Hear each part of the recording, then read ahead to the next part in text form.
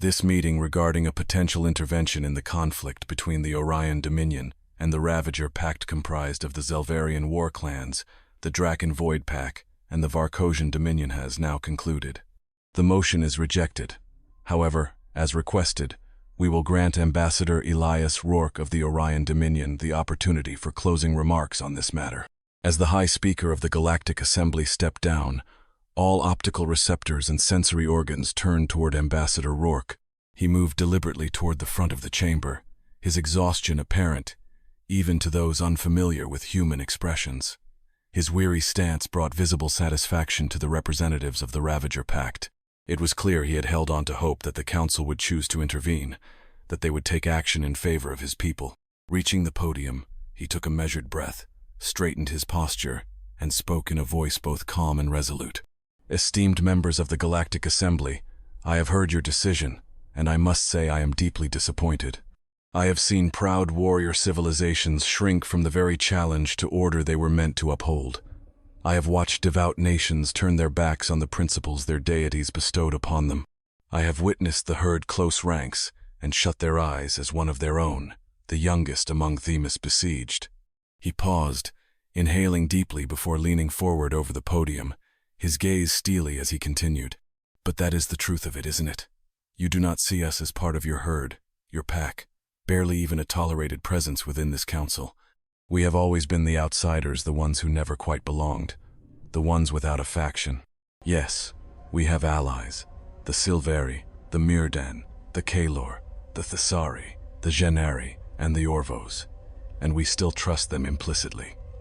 He turned his gaze toward the chambers of these races, and warm expressions of support met his own. But we were never part of the grand coalitions this assembly so proudly upholds. Rourke took a moment to adjust his attire, regaining a formal composure that contrasted with his prior passionate words. I wish to remind this council of what humanity had hoped for when we joined this alliance, and I present 3 critical truth struths that seem to have escaped your notice.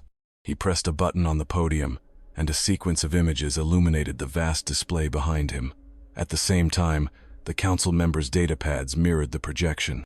Photographs of humanity's first contact, their introduction to the assembly, peace agreements, trade accords, and the speech of their first council representative filled the screens.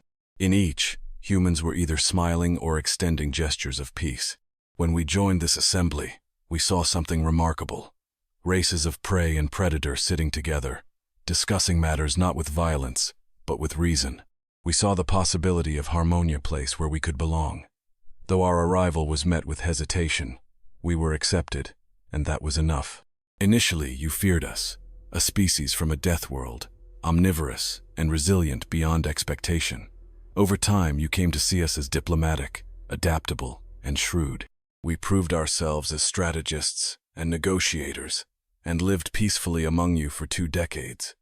And yet, whether due to prejudice, envy, or some instinctual mistrust, you have let us stand alone.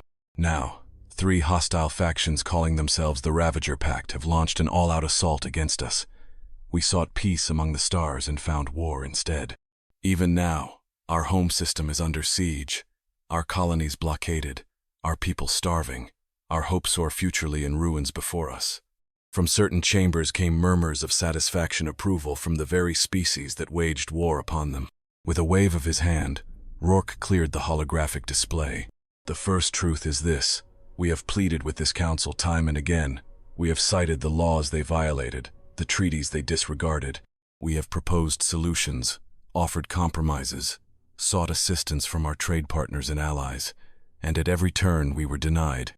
Each sentence was punctuated by a new document appearing on the display, a stark reminder of the council's repeated refusals. The assembly saw no reason to act. Our allies found themselves entangled in conflicts of their own as their adversaries suddenly gained unexpected supporters. Meanwhile, our trade partners began withdrawing their fleets from our space, fearing for the safety of their people.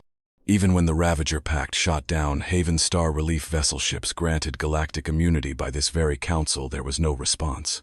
As Ambassador Elias Rourke spoke, more petitions, treaties, and photographic evidence filled the holo display, layering over one another until the screen was buried beneath documents signed by the Orion Dominion. He paused, exhaling as though a heavy burden had been lifted. Therefore, the Orion Dominion holds the Galactic Assembly fully responsible. His voice dropped to a low, deliberate growl, his gaze shifting past the gathered representatives.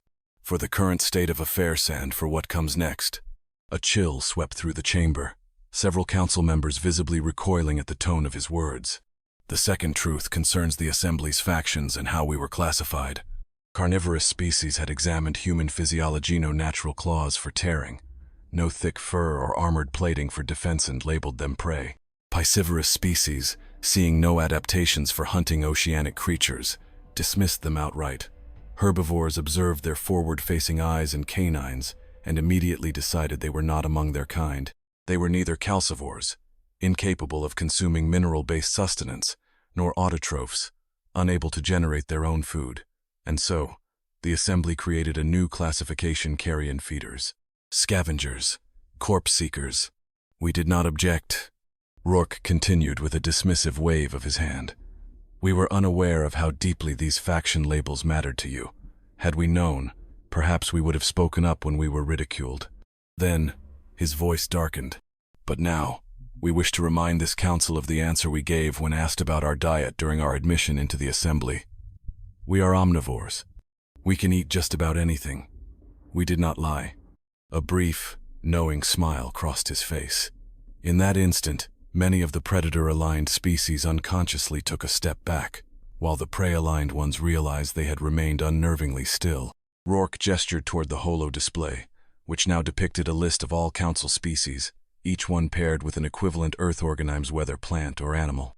Here, you will find a comparison for every race in this assembly, save for the Orvosians and the Thesari, whose mineral-based biology defies direct comparison. He bared his teeth in a predatory grin, and the room collectively took note of his fangs. And every single one of them has been consumed by humans in the past. With another flick of his hand, images of various dishes appeared beside each Earth species. A ripple of unease spread through the chamber. Several ambassadors paled, some fainted outright, their aides scrambling to catch them. The representatives of the Ravager Pact cast wary glances at the images of crows, wolves, and bears, only to find Rourke staring directly at them, his expression unreadable as eyes, unmistakably those of a predator. The High Speaker made a feeble attempt to calm the growing panic, but was visibly shaken. Her own species sat at the top of the list, beside an earth pangolin next to an image of a simmering broth, scales floating within. Instinct warred against composure as she resisted the overwhelming urge to curl up defensively. A deep, deliberate throat-clearing echoed through the hall, dragging every conscious delegate's attention back to Rourke. The third truth is this. The Ravager Pact has allowed interstellar communications to remain operationally in anticipation of our surrender, so that we might broadcast it directly to our colonies. Prior to this session, when the High Speaker privately informed me that our petition would likely be denied, we made use of that communication network. Not a single being in the chamber believed for a second that the Orion Dominion had used it to surrender. Dread coiled in their chests at the possibilities. Their fears were justified. We used it to broadcast the following 4 sentences. Dear citizens of the Orion Dominion, we regret that we cannot yet come to your aid. The Draken and Varkosian fleets block our passage to your sector, and the Zelvarians have destroyed the Haven Star vessels that were en route to deliver food supplies. We grieve for the losses you have suffered and the hunger you must endure until we can reach you. Until we arrive to free you from the grip of the Zelvarians, we offer you only one solace. They are edible. A wave of sheer terror swept through the chamber. The thought of thousands, perhaps millions of starving humans, driven to desperation, descending upon their enemies and devouring them piece by piece, awakened a primal horror long thought buried in the distant past. The human continued speaking into the stunned silence, as the data he now presented appeared on the massive holo display behind him. Not a single word eased the tension in the chamber. Now, approximately 1 hour later, of the 3 divisions from the Zelvarian 3rd Infantry Corps still deployed on planet Arcadia totaling 30,000 soldiers, assigned to enforce the suppression of just over 500,000, humans only 2,451 remain alive. Ambassador Elias Rourke closed his eyes for a moment, inhaled deeply, as the numbers on the holo display updated in real time. His voice was firm as he corrected himself. 2,345 soldiers remain alive, according to their identification tags. He pressed forward. Our fleet reports that the Ravager Pack's armada retreated just 25 minutes after being declared outside the jurisdiction of the Galactic Concord Treaty. They fled the Sol system with an estimated 23% of their initial strength. Fleet Command has confirmed that our guided warp missiles have crippled the home fleets of every Pact member. We have verified impacts in each of their capital cities and seats of government. Rourke lowered his datapad and looked up, his expression cold, almost indifferent. For 20,000 years, humanity has fought to tame itself. We have struggled, we have failed, but we have always held on to hope. We hoped that by reaching the stars we could shed our primal instincts, that we could evolve beyond them, that we could learn from other civilizations, follow their example, and become something greater. His eyes swept over the chamber, his voice gaining momentum, his words coming faster and sharper. But what did we find instead? Creatures who wear their animal nature as a badge of honor. Beasts who glorify their history of bloodshed and celebrate their diets. His posture straightened, his presence somehow larger. The fire in his eyes burned brighter. We tried to remain civil. We tried to be peaceful. We endured as much as we could. But you kept pushing. You kept prodding. You kept rattling the bars of our cage. And now, for a moment, he fell silent. And then, with a gaze that burned with something ancient and terrible, he whispered, "Now the cage is open." A presence filled the room, older than civilization, older than speech itself. An instinctive fear settled deep into the bones of every species present. You, who take such pride in being animals, will now remember why your ancestors sought shelter, why they built walls, why they discovered fire, why they turned to tools, to weapons, to war. You have awakened something you do not understand, and now you will remember where you stand in the order of nature. His voice dropped to a low, menacing growl. Beneath us. Rourke closed his eyes, inhaled slowly, exhaled with measured control. When he opened them again, the fire had dimmed, replaced with a voice of practiced calm. To our allies, do not worry. History has shown that once humanity bonds, you are part of the pack. The respect, courtesy, and protection we give our own we extend to you as well. Then his tone hardened, his gaze cutting through the room like a blade. To our enemies I have only this to say. We are coming. Run if you wish. We will find you when you tire. He clapped his hands together, the sudden sound making every being in the chamber flinch.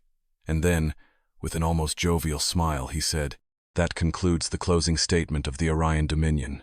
Have a pleasant day." With that, Ambassador Elias Rourke stepped away from the podium. For a fleeting moment, some council members saw the familiar, mild-mannered diplomat they had known for years. But then their gaze flickered back to the holo display to the list of species still shown beside their Earth equivalents. And as they watched him walk away, they saw it. A confidence, a certainty, the unmistakable stride of an apex predator in its own hunting grounds.